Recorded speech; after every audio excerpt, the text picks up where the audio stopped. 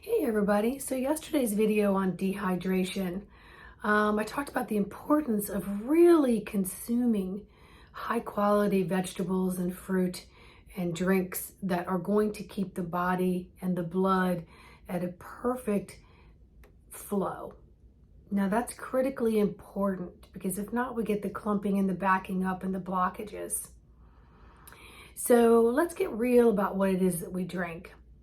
So when we drink coffees and tea, those are a natural diuretic. So they force fluids from the body. So too much of those can create electrolyte imbalances. And electrolyte is your salt and your sugar. Okay, and that is what you use for energy. So when we consume alcohol, we literally stop producing a hormone. And that hormone is called an anti-diuretic hormone. And so the alcohol goes straight through the body. And there's a reason why the brain blocks it. It's so that your body can't absorb as much it is that you're drinking.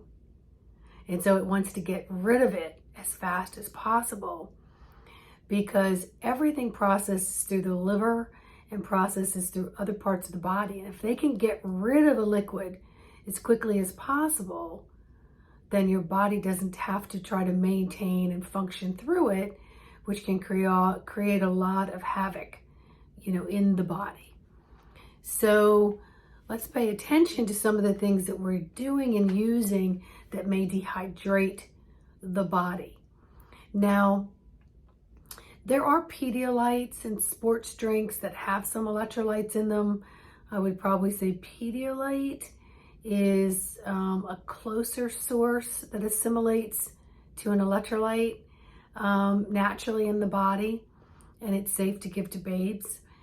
But I personally use what's called BioCell salts, and so I'll go through phases where I just carry a bottle around with me and I just pop a couple under my tongue a few times a day until I feel like my muscles are more plump and full, my skin isn't so dry and taut, my lips aren't so chapped, and even my eyeballs.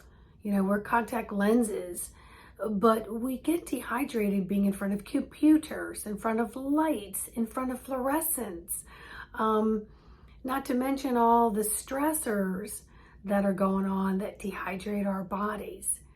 So look for the signs outside of thirst that your body is needing some fluid. It needs some plumping up.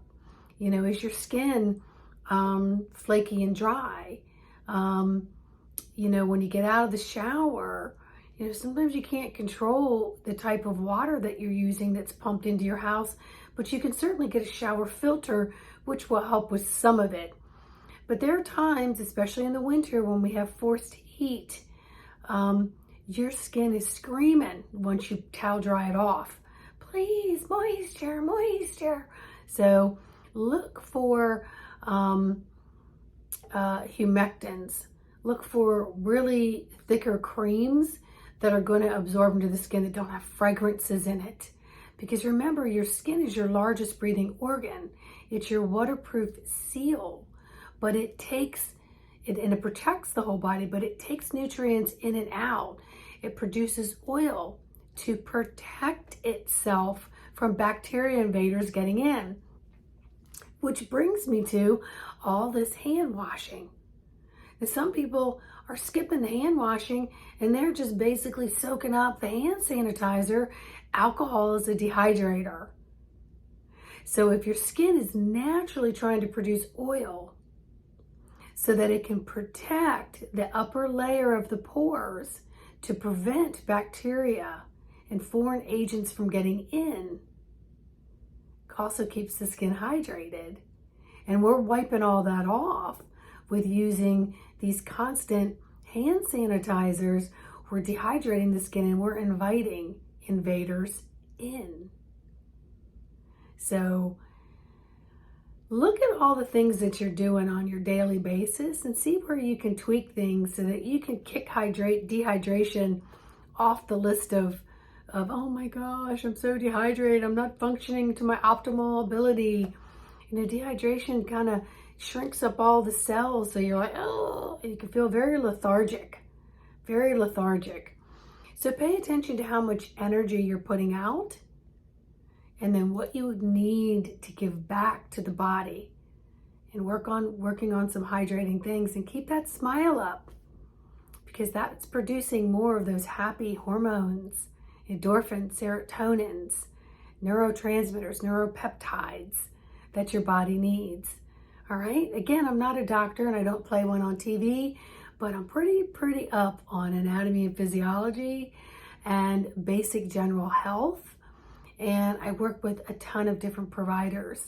So I'm always soaking up information about what can help me be healthier and move through my life with more grace and ease, and what information I can share to help you move through life with more grace and ease, and in this case, more lubricant for inside the body and outside the body.